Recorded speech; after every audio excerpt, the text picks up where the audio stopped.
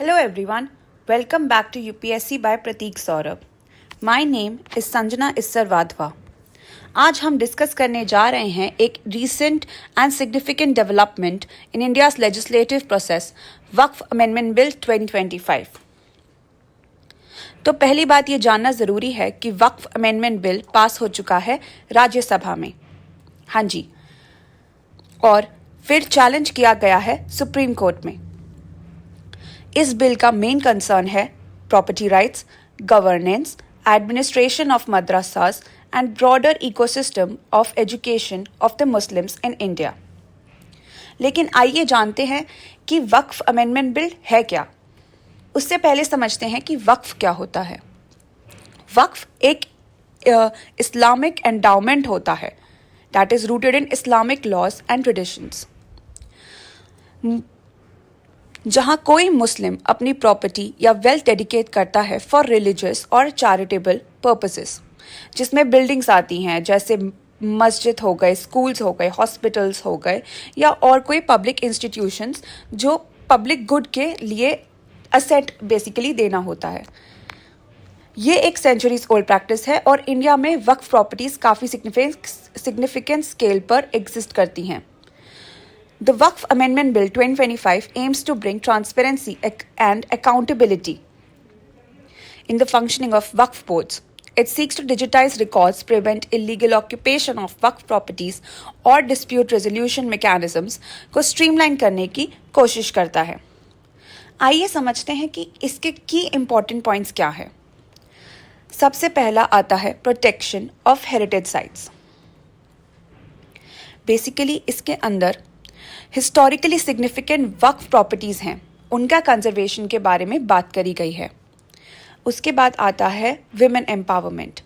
Women की economic और social status को इम्प्रूव करने के लिए ये बिल लाया गया है, जिसके अंदर सेल्फ हेल्प ग्रुप्स के थ्रू, फाइनेंशियल इंडिपेंडेंस प्रोग्राम्स के थ्रू विडोज़ और डाइवोर्स्ड विमेन को इकोनॉमिक और सोशल स्टेटस में हेल्प करी जाएगी.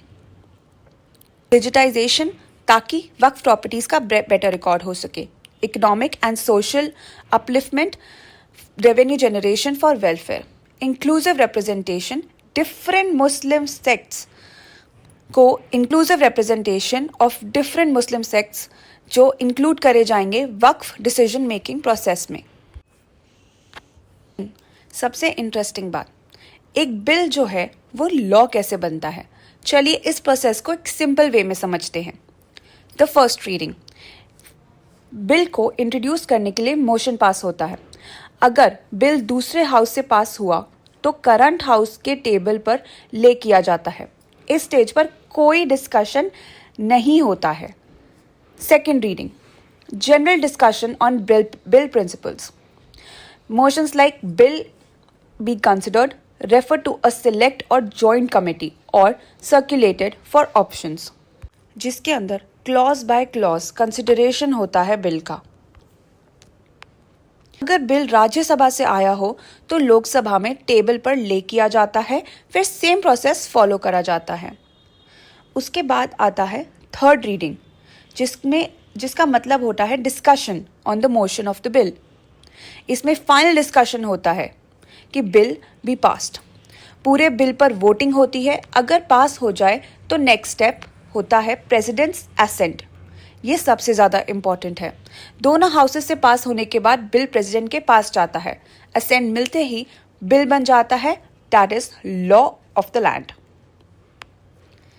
लेकिन जो अभी के टाइम पर देखी गई है, जो मेजॉरिटी होती है, ये किस टाइप की मेजॉरिटी है जो अभी देखी गई है.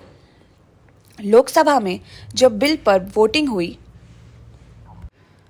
तो 228 वोट्स इन फेवर और 232 वोट्स अगेंस्ट देखे गए. This is a classic example of simple majority. Simple majority का मतलब होता है जो मेंबर्स सेशन में प्रेजेंट हैं और वोट कर रहे हैं, उनमें से जो साइड मेजॉरिटी में है वही डिसीजन वैलिड माना जाता है. फॉर एग्जाम्पल, संसद की website, budget, appropriation bills and most general legislation pass with majority with simple majority. लेकिन कुछ केसेस जैसे कॉन्स्टिट्यूशनल अमेंडमेंट बिल्स, उनको पास करने के लिए चाहिए स्पेशल मेजॉरिटी या एब्सोल्यूट मेजॉरिटी। इस केस में क्योंकि इसमें टोटल 520 मेंबर्स ने वोट दिया और 228 ने फेवर में थे, that's more than 50%, hence the bill is passed with simple majority. तो आज हमने देखा वक्फ अमेंडमेंट बिल पास हुआ लोकसभा और राज्यसभा दोनों में, वक्फ का कॉन्सेप्ट क्या होता है और बिल क्यों इम्पोर्टेंट है, और कैसे ये बिल सिंपल मेजॉरिटी से पास हुआ पार्लियामेंट की वोटिंग प्रोसेस के सिंपल एग्जाम्पल के साथ। आप हमें कमेंट करके बताइए, जब प्रेसिडेंट का इम्पीचमेंट होता है तो उसमें कौन सी मेजॉरिटी लगती है। लाइक, शेयर और सब्सक्राइब करना ना भूलें। Registration link for Asha batch by UPSC by Pratik Saurabh description box में आपको मिल जाएगा। It is the most affordable and exam oriented initiative across India.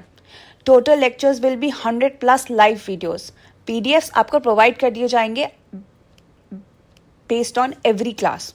Exclusive end to end classes आपको मिलेंगी, पॉलिटी, हिस्ट्री, ज्योग्राफी, इकोनॉमी, और ये सारी वीडियोस ऑनलाइन दूसरे प्लेटफॉर्म्स पर अवेलेबल हैं, यूट्यूब पर नहीं है।